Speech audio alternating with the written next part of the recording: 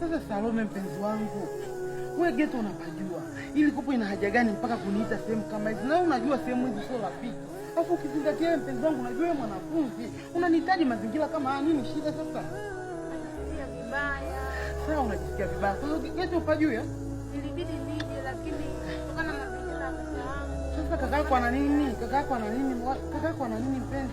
Kwani nini shida mpaka uniite hapa? Mimi hata sielewi nini shida. Una nini sasa? Una mimba? Ha! Salome. Hapa. Huyu ni nani? Mwalimu wako? Huyu kijana hivi mwalimu mkuu? Usiniaminishe ujinga we Salome. Afu we mtoto siku hizi umeanza tabia chafu eh? Wewe ndio mwalimu mkuu? Mwalimu eh?